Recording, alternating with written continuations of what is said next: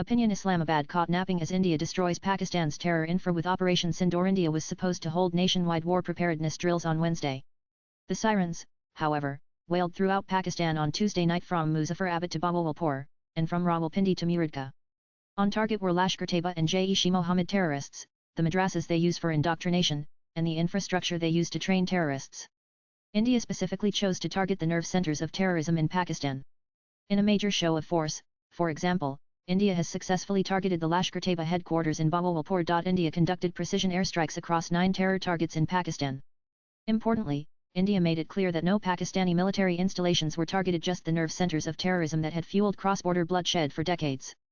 The strikes were carried out without violating Pakistani airspace, showcasing not only technological precision but also strategic restraint. Pakistan, however, is promising to hit back.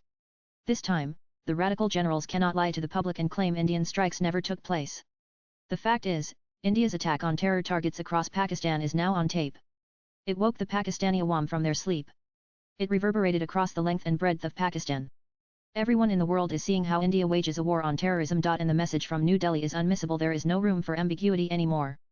The terror attack in Pahalgam that killed 26 people was not going to go unanswered. For too long, Pakistan's military establishment has operated under the illusion that they can keep bleeding India with 1,000 cuts, without facing the consequences on their own soil. Operation Sindoor has shattered that illusion. What sets this operation apart is not just its scale, but its clarity of intent. These weren't symbolic fireworks. This was India dismantling the operational architecture of terror, hitting training camps, weapons depots, and ideological nerve centers. By striking deep into Pakistan's territory without even crossing its airspace, India also demonstrated a new level of military sophistication.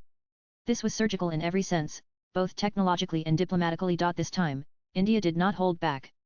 The Modi government did not bow to Western opinion, for no appeals for global understanding are more important than the blood of those innocent tourists who Pakistani terrorists killed.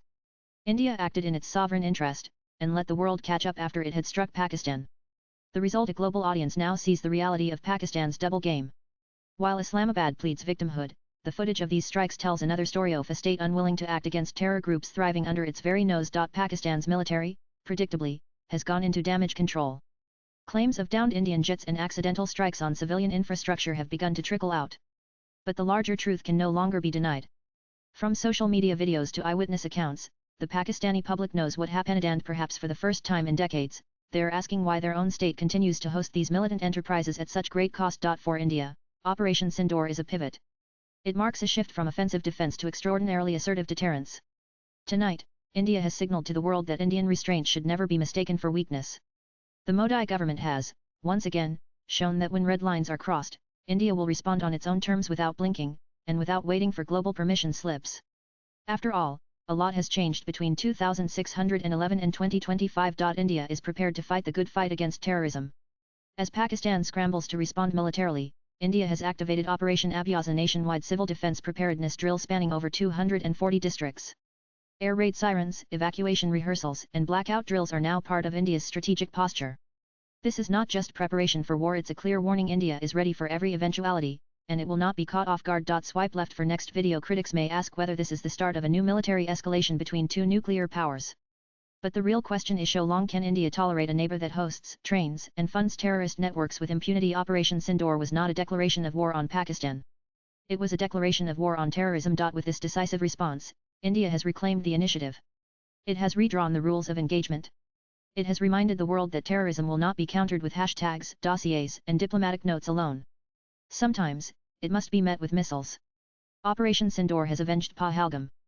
More importantly, it has served notice to the enemies of peace, and to the global community that India will protect its people, by any means necessary. Latest blogs.